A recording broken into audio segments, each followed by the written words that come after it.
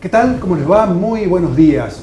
Una vez más estamos con ustedes a través de nuestros sistemas El Libertador TV, Corrientes, lo repito de nuevo, el canal de YouTube El Libertador TV Corrientes, también a través de nuestro portal de noticias www.diarioellibertador.com.ar, así se dice, y en nuestra página de YouTube, Diario El Libertador.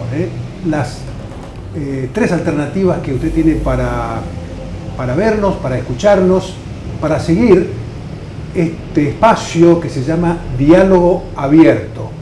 Un espacio, valga la redundancia, que hemos creado con el sentido de conversar, dialogar, como dice su nombre, con los protagonistas del quehacer provincial, en sus múltiples aspectos, en lo político, lo social, lo cultural, lo institucional.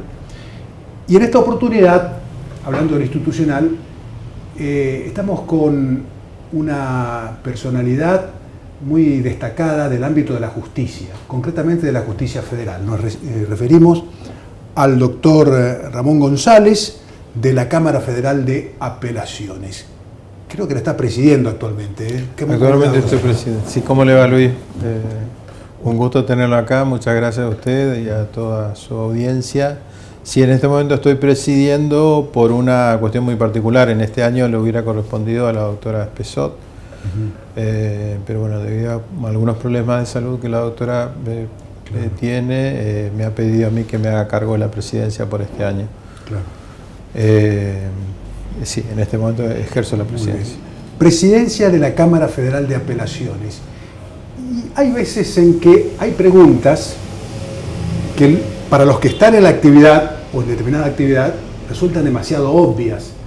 Pero usted no va a creer, doctor, pero hay mucha gente que por ahí no sabe diferenciar bien.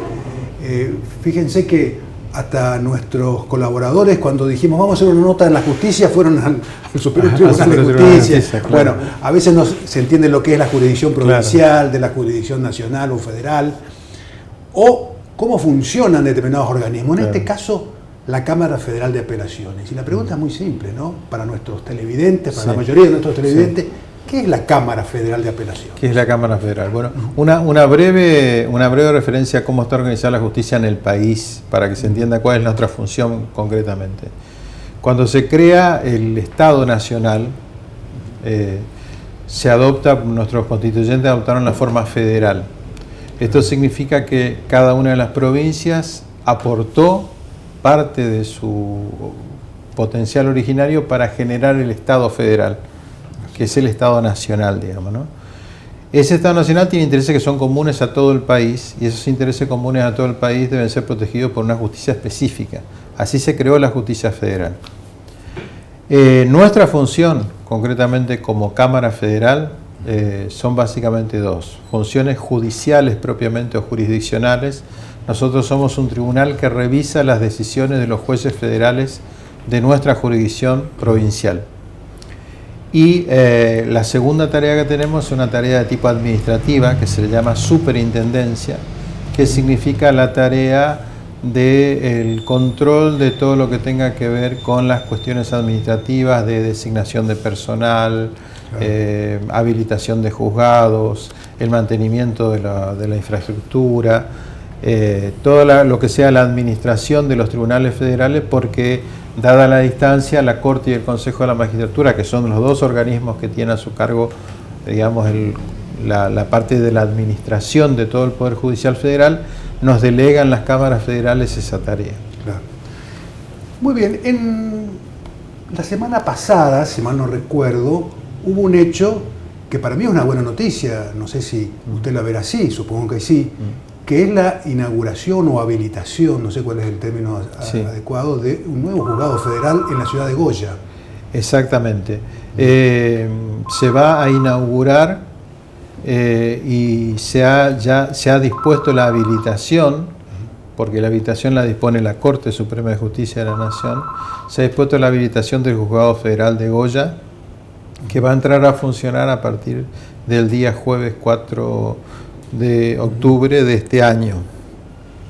Lo que vamos a a realizar el día miércoles a las 11 de la mañana. Claro. Es un acto inaugural de la inauguración del edificio, con presencia de funcionarios del Consejo de la Magistratura, consejero del Consejo de la Magistratura, el señor gobernador también va a estar presente, y autoridades de la justicia federal, también con invitados y de autoridades locales, para presentar en cierto modo en sociedad este nuevo juzgado que empieza a funcionar en la provincia, en la ciudad de Goya. La aparición de este nuevo juzgado, supongo, ¿no?, que indudablemente descongestionará muchas causas que debe asumir o los juzgados de Corrientes o el de Paso de los Libres. Exactamente, sí. Básicamente lo que el juzgado de Goya va a detraer competencia al juzgado, a los dos juzgados de Corrientes, el juzgado número 1 y el juzgado número 2, que tramitan causas en la jurisdicción territorial que comprende la de Goya, ¿no? Ya estamos disponiendo lo necesario para establecer los expedientes que vamos a remitir de estos juzgados al juzgado de Goya para que empiecen a... ¿Cuál sería el área territorial del Y el área del juzgado de Goya está delimitado por la ciudad de Goya, Santa Lucía, Bellavista, Lavalle, una parte de la jurisdicción que tienen actualmente los juzgados de Corrientes, de Capital. Ahora, allí, al frente de ese juzgado, ha sido designada la doctora Cristina Poser Penso. Exactamente. Que está subrogando también en el Paso de los Libres. ¿Cómo quedaría está la situación subrogando Paso de los Libres? Bueno, la doctora Poser Penso está subrogando Paso de los Libres por una disposición del Consejo de la Magistratura, que hasta la nueva ley de subrogancia que se sancionó hace muy poco, era el órgano competente para designar los jueces subrogantes. A partir de la última reforma que se hizo, la competencia recae nuevamente en las cámaras, como era antiguamente. De manera que la doctora va a continuar en esas funciones hasta el 31 de noviembre de este año, que es la fecha de la resolución del Consejo de la Magistratura que la designa como subrogante en ese juzgado. De manera que va a estar atendiendo, digamos, ambas jurisdicciones hasta esa fecha, y luego la Cámara tendrá que tomar una decisión si mantiene a la subrogante o si se designa otro subrogante, o si eventualmente el Senado aprueba el pliego y se designa al titular, ¿no?, que sería lo ideal. Claro, claro, señor. Claro. Bueno, digamos que la doctora Cristina Poser, que dicho sea de paso, le digo, en la teleaudiencia fue colega nuestra, sí, nos comentó, estudiantiles de Derecho. Sí. Bueno, es una jueza joven y con mucho dinamismo. Y puede hacer casi un doble trabajo, ¿no? Sí. Pero uno se pregunta, ¿no?, la situación en el juzgado de Paso de los Libres, la verdad que ya arrastra hace mucho tiempo una suerte de cefalía, por es decirlo una así. situación, es una situación de cefalía, tal cual. Desde la renuncia a su último titular, que fue el doctor Juan Ángel Oliva, el juzgado de Paso de los Libres no ha tenido un juzgado titular, un juez titular, perdón, lo cual genera una serie de dificultades porque es un juzgado de frontera. Claro. Es la segunda aduana del país, tiene jurisdicción sobre la zona económicamente más activa de la provincia, con lo cual la AFIP, DGI y demás tienen mucho trabajo en ese juzgado, así que es imperiosa la necesidad de que se cubra. Ya lo creo que sí. Bueno, doctor, no sé si usted puede darnos una mirada, obviamente usted tiene una responsabilidad institucional que tal vez limita en algo su opinión, pero es muy habitual ver esta relación entre justicia y política, ¿no? O mejor dicho, la justicia como institución de última instancia para entender en cuestiones que atañen mucho a la vida política, los casos de corrupción, los famosos cuadernos. Hay jueces como el doctor Bonadío, cuya actividad no aparece en las páginas policiales donde uno supondría que los hechos delictivos deben aparecer, sino en las páginas políticas, ¿no? Siempre fue así, de que la justicia ha tenido que dirimir cuestiones de índole política o que tienen un color político, o usted en su larga trayectoria ve que en los últimos años esto se ha acentuado particularmente.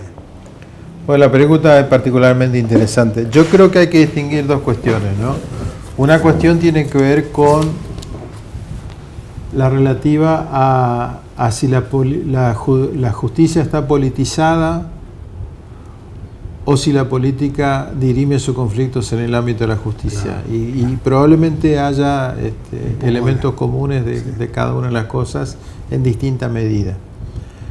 Por un lado hay que aclarar que hay causas que son las denominadas de corrupción, que tienen que ver con delitos contra la administración pública, que son delitos. Esos delitos deben ser investigados sin duda alguna y deben ser sancionados. Lo que ocurre es que muchas veces adquieren una trascendencia particular por los sujetos que aparecen involucrados. Por ejemplo, hay hechos de corrupción donde está involucrado un expresidente, donde están involucrados funcionarios del gobierno anterior, claro. Y entonces eso necesariamente tiñe de un tinte político todo. Lo que no significa, obviamente, ¿no es cierto?, de que toda la actuación de la justicia en ese sentido se mueva políticamente. Pero sin duda que hay mayores o menores impulsos según también el régimen político que en ese momento esté. Es decir, la justicia, en ese medida, los jueces, para ser más preciso, ¿no?, o algunos jueces, particularmente los de Comodoro Pi, son particularmente sensibles a los cambios políticos y uno ve que se mueven en alguna medida en esa dirección. Claro. Por eso es que uno tiene la impresión por ahí de que causas que estaban dormidas durante 8 años de repente adquieren un impulso súbito cuando los tiempos políticos cambian y de repente parecieran congelarse cuando las cosas van cambiando. Pero bueno, eso un poco habla de la necesidad de crear instituciones mucho más sólidas, ¿no? Para garantizar verdaderamente que los jueces sean independientes, porque en realidad cuando esto realmente funcione, como la sociedad probablemente nos pida, la justicia tendría que investigar los hechos en el momento que ocurran y resolverlos de manera rápida, y no que tengamos que esperar tantos tiempos y que después de 20 años vayan a juicio causas en donde ya el juicio histórico inclusive ya pudo haber pasado, ¿no? Claro, exactamente. Muy bien, estamos dialogando con el presidente de la Cámara Federal de Apelaciones de Corrientes, el doctor Ramón Luis González.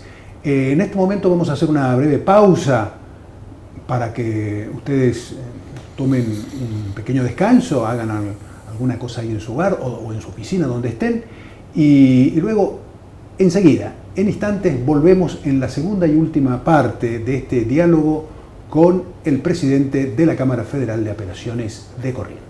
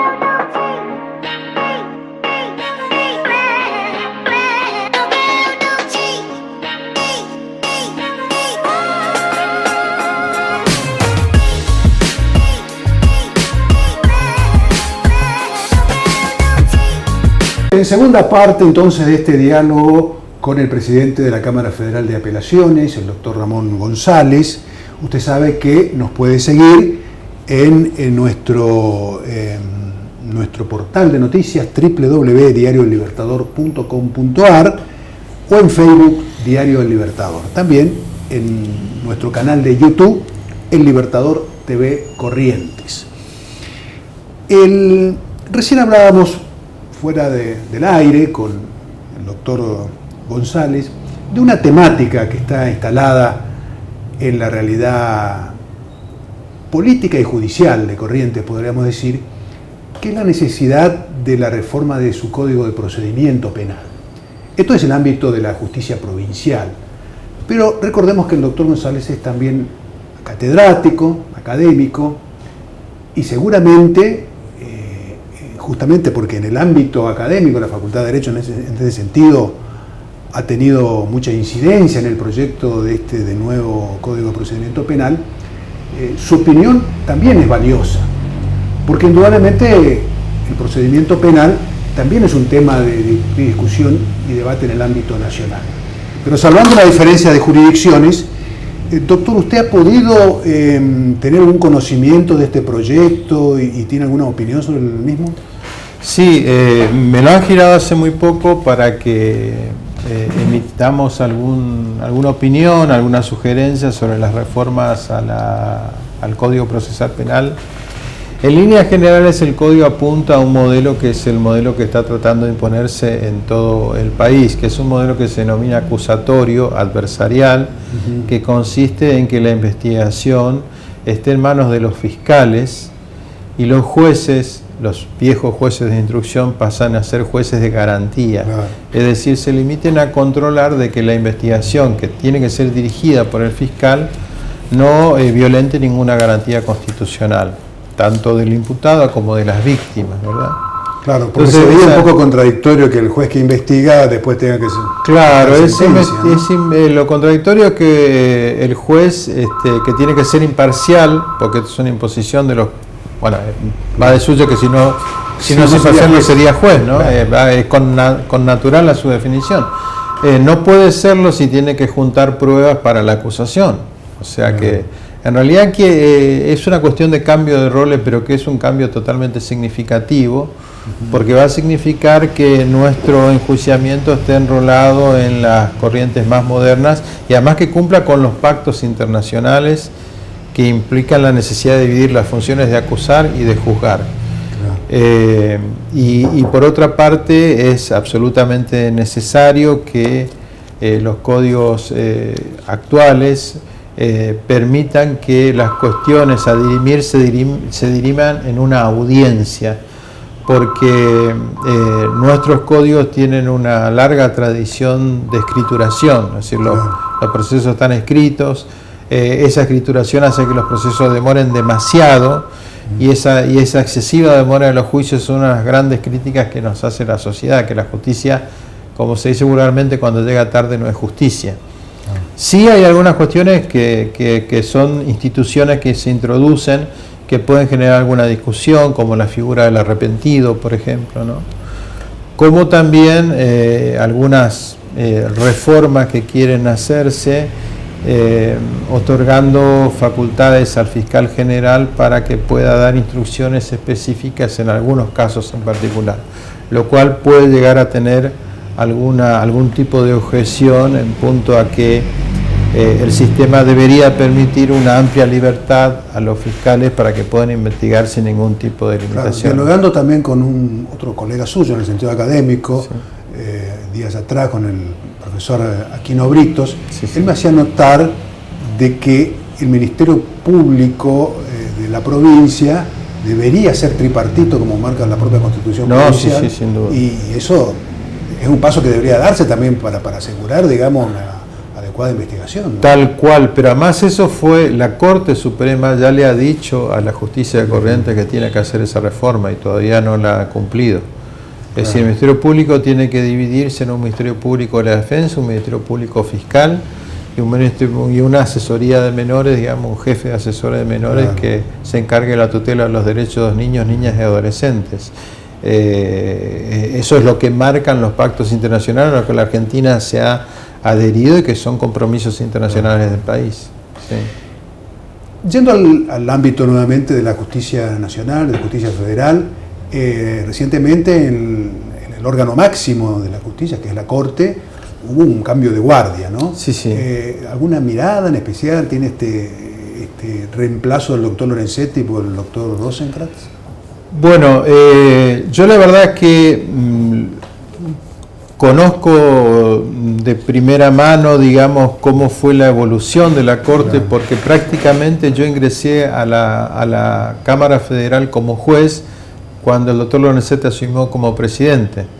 O sea, estos 11 años que él ejerció la presidencia, prácticamente he visto cómo ha desarrollado su gestión como presidente. Es muy difícil probablemente que se vuelva a repetir la experiencia de Lorenzetti. Lorenzetti ha sido un presidente de la Corte con una extraordinaria capacidad de trabajo, de innovación, de gestión.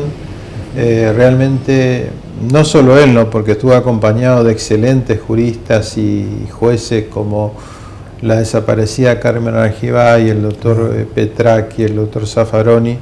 En su momento toda esta playa de magistrados que fueron designados en el gobierno de Néstor Kirchner, al comienzo del gobierno de Néstor Kirchner, provocó una innovación enorme en la justicia nacional. La Corte se puso adelante en políticas públicas muy sensibles, como es el caso de los juicios de lesa humanidad, como es el caso de la política ambiental, como es el caso de la recuperación de los saberes de los jubilados.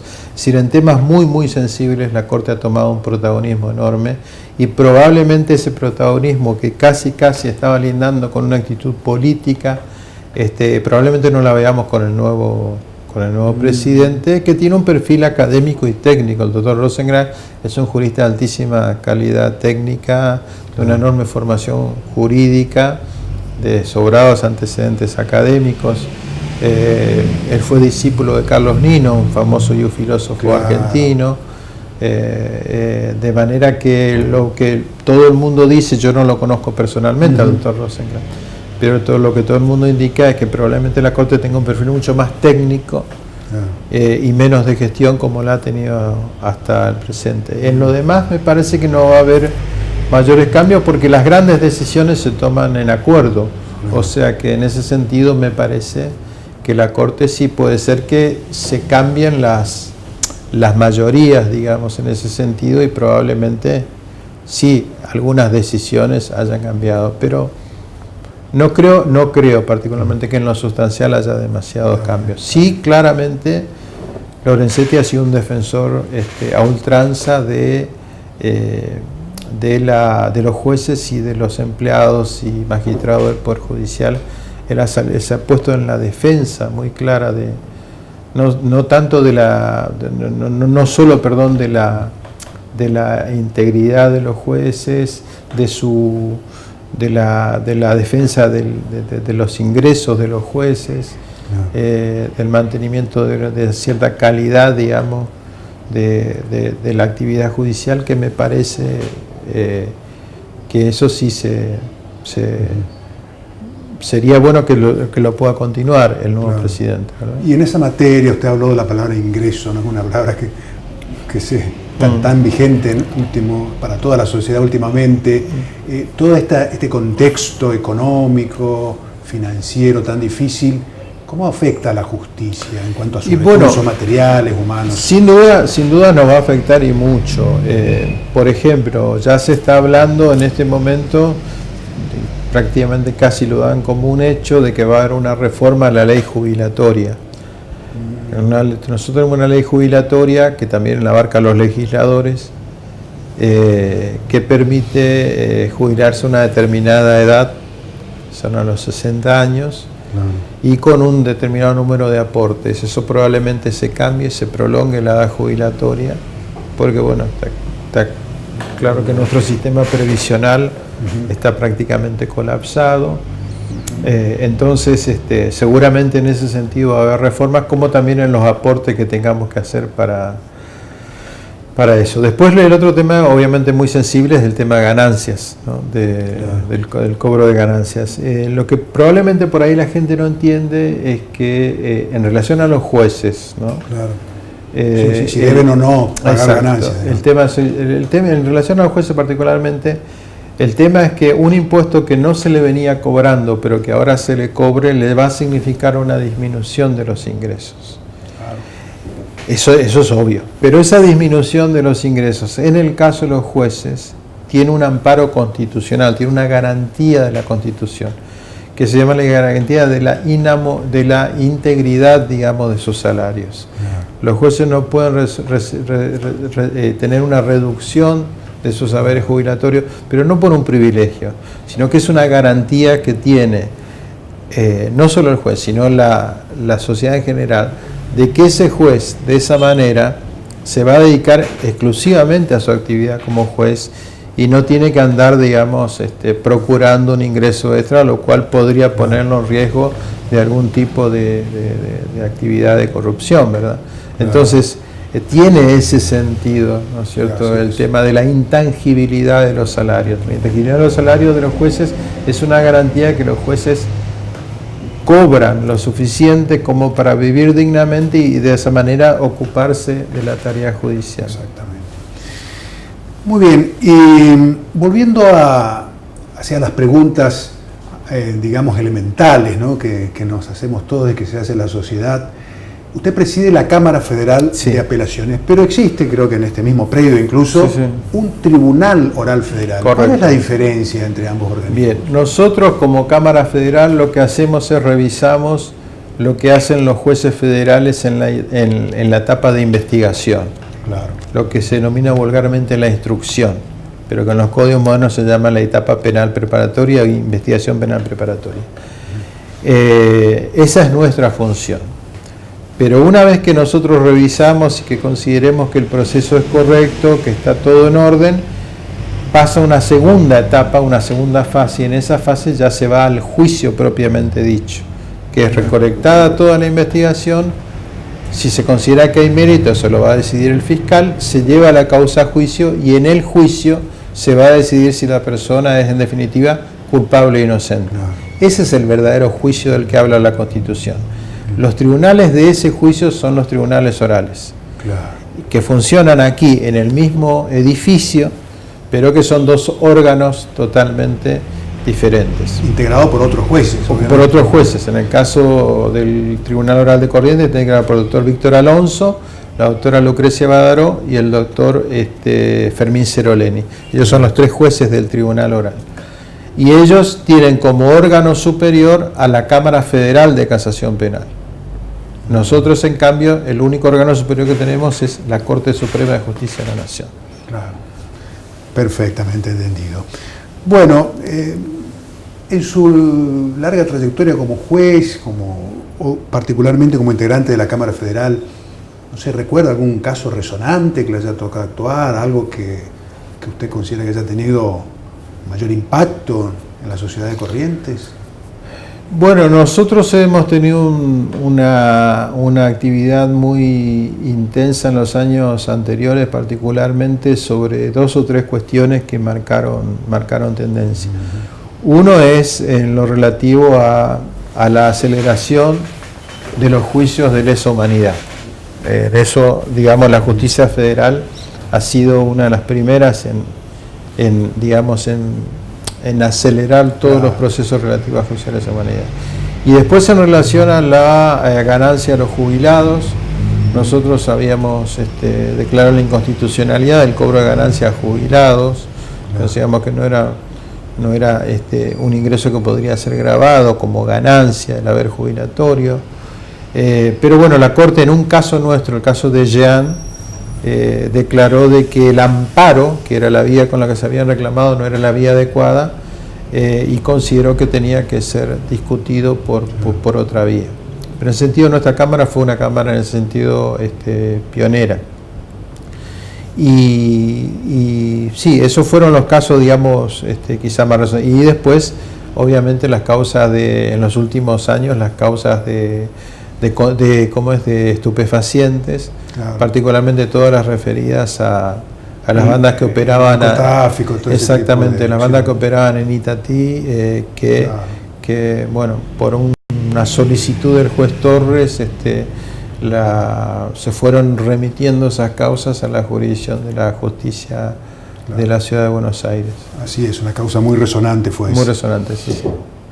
Bueno, finalmente vamos llegando a la parte final de nuestra entrevista y queremos incurrir en un área también interesante. Es una actividad que a los jueces sí se les permite realizar, que es la docencia, ¿no? Sí, sí, porque vaya si tienen mucho para transmitir a los jóvenes, claro, que se inclinan por el derecho.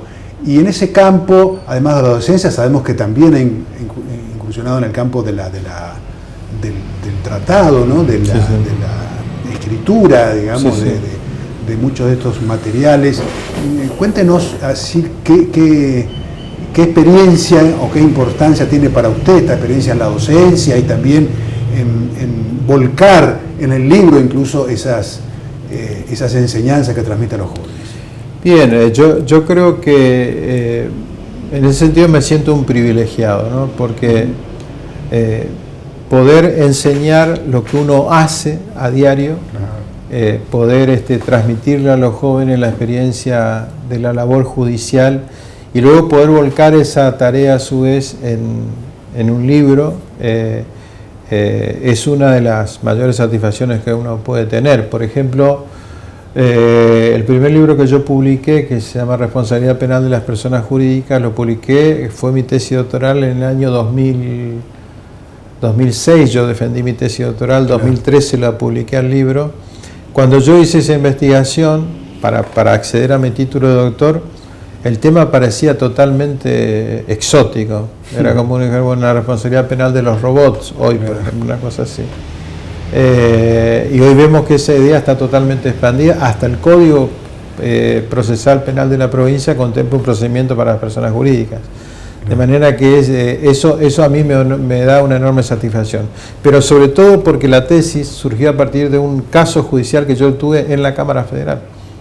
Cuando venían empresas, exportadores e importadoras de paso libres, sancionadas con pena de contrabando. Y yo me preguntaba, ¿cómo pueden sancionar a las empresas si los responsables son las personas? Ese caso judicial, que fue un caso bastante resonado acá en la jurisdicción, me generó a mí la inquietud y fue el acicate para que yo pudiera escribir mi tesis doctoral. Que en ese momento, cuando yo la defendí, todos me miraban con cara extraña, como diciendo, ¿de qué me viene a hablar esta persona? Y hoy es un tema que está bastante difundido, generalizado, ¿no? Claro. Bastante generalizado. Claro. Así que es una satisfacción. Extraordinario. Acá en el estudio, en el despacho del doctor González, sonó el teléfono, golpearon la puerta, pero él no hizo caso porque atendió especialmente a Libertador TV. Ahora sí, lo vamos a dejar en libertad para que siga trabajando, porque lo hemos interrumpido, y ya le agradecemos esta interrupción que ha hecho su labor para recibirnos, doctor, que no sea la última vez. Muchas gracias por esta entrevista. No sé si le quedó algo por decir. No, muchas gracias a ustedes y un saludo enorme a toda la audiencia, y cuando quieran las puertas están abiertas, porque creo que también los jueces tenemos que explicarle a la sociedad cuál es nuestro trabajo. Una vez muchas gracias a ustedes que están allí. Nos volvemos a encontrar el próximo viernes a partir de las 11 en esto que es Diálogo Abierto por el Libertador TV. Muchísimas gracias.